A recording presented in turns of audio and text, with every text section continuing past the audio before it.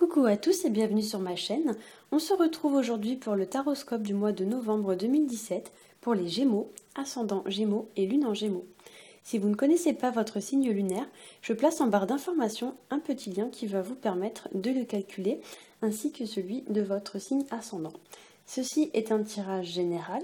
S'il ne résonne pas avec votre situation, je vous invite à regarder le taroscope de votre signe ascendant et celui de votre signe lunaire afin d'avoir un complément d'information.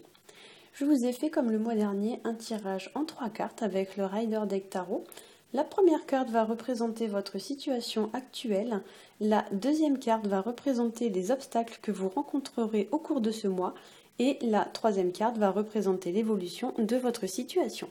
Alors j'ai décidé de rajouter 2 cartes supplémentaires qui vont être chacune issues de 2 oracles différents. La première sera une carte issue de l'oracle de Béline. Et la seconde sera une carte issue du grand oracle de l'amour qui, elle, va venir nous apporter un conseil supplémentaire sur votre situation sentimentale. Alors, nous allons commencer tout de suite avec la première carte qui est la carte du pendu à l'envers. Alors, la carte du pendu à l'envers, ici, elle va indiquer une période d'attente ou bien un blocage. Il y a cette idée qu'on ne peut rien faire d'autre que d'attendre. Pour certains d'entre vous, il se peut que vous soyez en train d'évoluer dans un contexte qui n'est pas forcément favorable et que votre progression dépend d'éléments qui sont indépendants de votre volonté. Pour d'autres, vous pourriez vous mettre en retrait ou prendre un petit temps pour vous, faire une petite pause afin de faire le point sur votre situation ou afin de trouver la solution à votre problème. On vous demande en quelque sorte de faire du tri dans vos idées ou alors dans vos pensées afin d'y voir plus clair. Pour certains aussi, cette mise au repos pourrait avoir été provoquée par une tierce personne, donc ça peut être un collègue, ça peut être un partenaire amoureux, un ex ou quelque chose comme ça. Ou alors vous vous mettez au repos pour digérer en quelque sorte une situation qui implique une autre personne, donc un partenaire, un collègue, un ex, etc. Notamment une personne qui ne s'est pas comportée de façon très correcte avec vous. Donc là, l'idée, c'est que voilà, vous prenez une petite phase d'introspection pour digérer un petit peu un mauvais coup. Avec cette carte aussi, on vous demande également de vous montrer flexible et de vous adapter en souplesse aux événements qui viennent vous secouer, tout en vous détachant du superflu et de tout ce qui n'a plus lieu d'être. Donc là, il y a l'idée quand même de s'alléger un petit peu du poids du passé. L'idée, voilà, de tourner la page en s'allégeant de certaines façons de penser ou certains schémas de pensée qui n'ont plus lieu d'être. En seconde carte, placée en obstacle, nous avons la carte de l'ermite qui vient bien ici nous montrer cette idée de pause, de mise en retrait qu'on avait déjà avec le pendu. Mais comme la carte est placée en obstacle, ici il se pourrait que vous traverseriez une période de tristesse, voire même pour certains une petite déprime. Donc avec cette carte-là de l'ermite à l'envers, il y a l'idée de s'isoler mais de manière excessive. Il y a aussi pour certains l'idée qu'on coupe la communication, c'est-à-dire qu'on se met en retrait, en ermite, on ne parle plus à personne. Et comme la carte est placée en obstacle, effectivement, on pourrait vous indiquer que cette situation n'est peut-être pas forcément le meilleur choix à faire. Cette carte, elle va aussi indiquer pour certains d'entre vous des retards ou des lenteurs concernant un projet professionnel ou personnel. C'est-à-dire qu'ici, on vous dit que les choses n'avancent peut-être pas aussi vite que vous le souhaiteriez et que ça peut, chez vous, voilà, générer quelques frustrations. Ça pourrait aussi représenter le fait d'avoir peur de s'ouvrir aux autres ou peur de s'engager dans une relation. Ou alors, ça pourrait symboliser le fait que la mise en lumière de certaines problématiques que vous rencontrez au cours de ce mois sera mal vécue. C'est-à-dire qu'au cours du mois, vous allez faire le point et mettre certaines choses en lumière et ces mises en lumière vont être difficiles à vivre. Enfin, pour certains d'entre vous, vous pourriez avoir une lourde décision à prendre et ne pas oser vous lancer par manque de courage ou alors parce que vous avez peur de blesser votre entourage ou votre partenaire. D'autant qu'en troisième carte, nous avons la carte de la roue de fortune à l'endroit qui, elle, vient nous parler de fin de cycle, de changement, de progression de la situation. Avec cette carte, l'idée c'est que la roue du destin est en train de tourner. Vous clôturez un chapitre de votre vie pour en ouvrir un autre. Il y a aussi avec cette carte l'idée d'un certain renouveau, d'un certain, on va dire, vent de fraîcheur qui apporte des jours meilleurs. Avec ces 3 cartes, dont les premières sont assez grises et sombres et la dernière très bleue, il y a aussi pour moi l'idée de sortir enfin de la grisaille pour retrouver la joie, la gaieté et la lumière. On voit d'ailleurs sur la carte de la roue de fortune les nuages gris qui se dispersent avec le ciel bleu qui apparaît. Sur la carte de la roue de fortune, il y a aussi un petit personnage, vous voyez, je vais vous le montrer. Voilà, il est juste là. C'est un sphinx qui est posé sur la roue de fortune, il est en équilibre sur la roue et ici il a une épée. Donc avec son épée, on a l'impression qu'il a le pouvoir de faire tourner ou d'arrêter la roue. Et ici ça pourrait vouloir nous indiquer que votre situation dépend peut-être d'une personne qui doit trancher. Il y a peut-être une personne voilà, qui doit prendre une décision, qui doit trancher une situation. Et du coup la progression de votre situation dépend de cette personne. Cette carte aussi, elle va représenter un peu les aléas de la vie.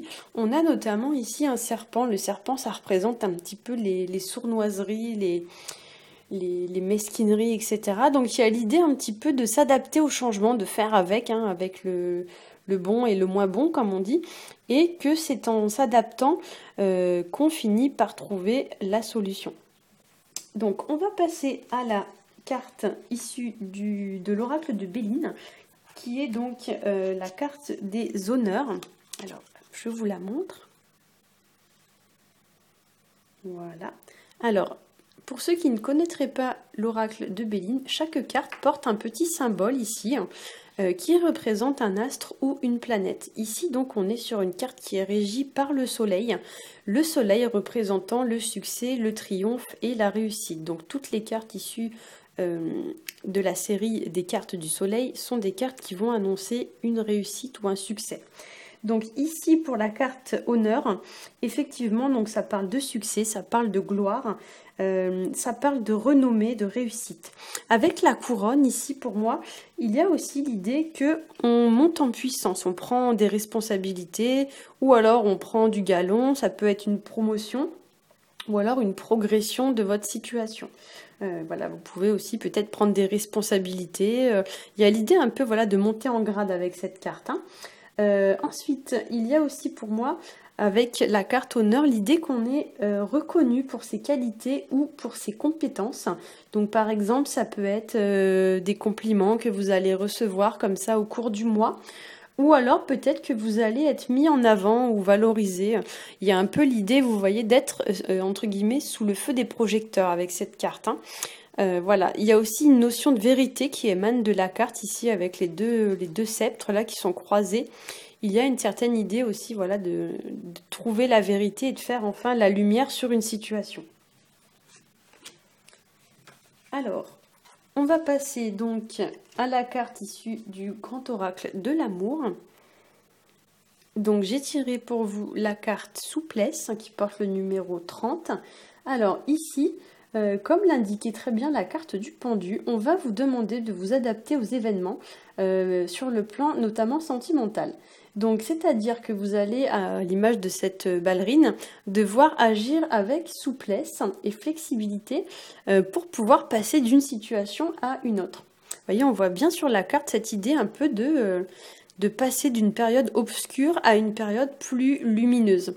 D'ailleurs, on avait déjà, si on regarde bien, vous voyez, on avait déjà cette sensation quand on regardait les 3 cartes là, l'idée de passer un peu de la grisaille à la lumière. Donc là, vraiment, pour le coup, ça rejoint très très bien le tirage.